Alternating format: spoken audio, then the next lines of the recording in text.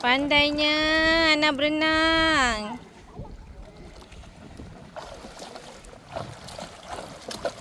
Dek.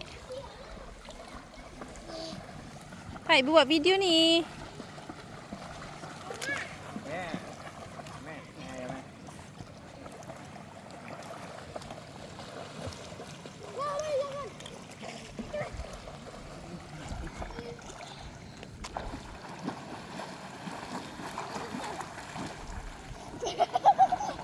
Dia pergi ke ayah.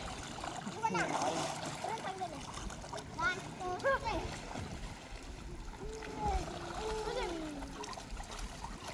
Okey dah tu kakak.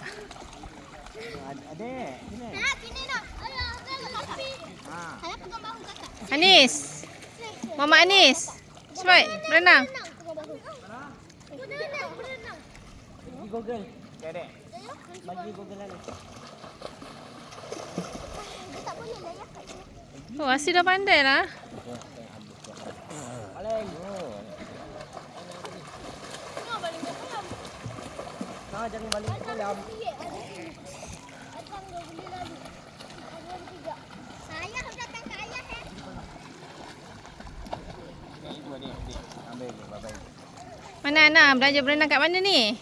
Kat kolam. Kolam mana ni? Ya.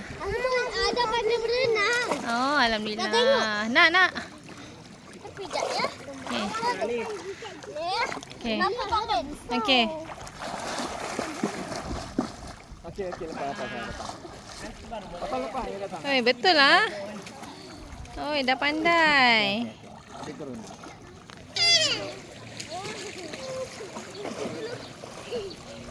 Eh,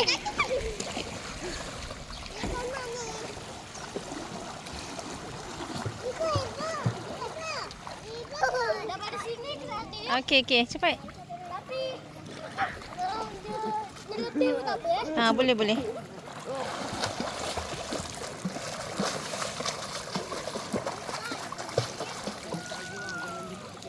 Wow, hebatlah. Asyik dah pandai berenang. Okey. Masih renang apa-apa. Oh, hebatnya. Dah boleh dah. Tapi tak, kalau jauh sana tak boleh. Mana Hana ni?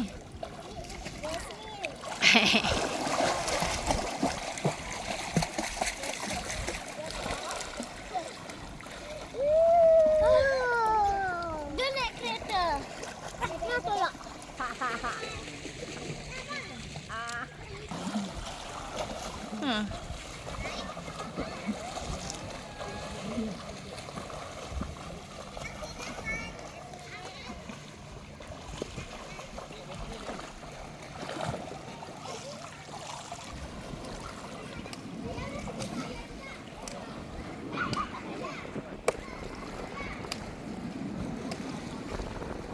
Wow, Hanis terapung. Kayu sikit. Kayu ke atas.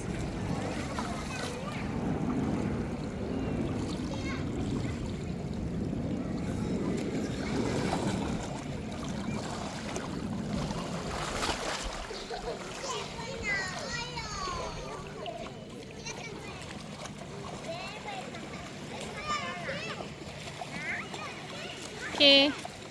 Hari ni okey anak-anak dengan ayah dalam kolam dekat Kelab Rekreasi Tentera Udara Subang. Hari ni 21 bulan 6 2026.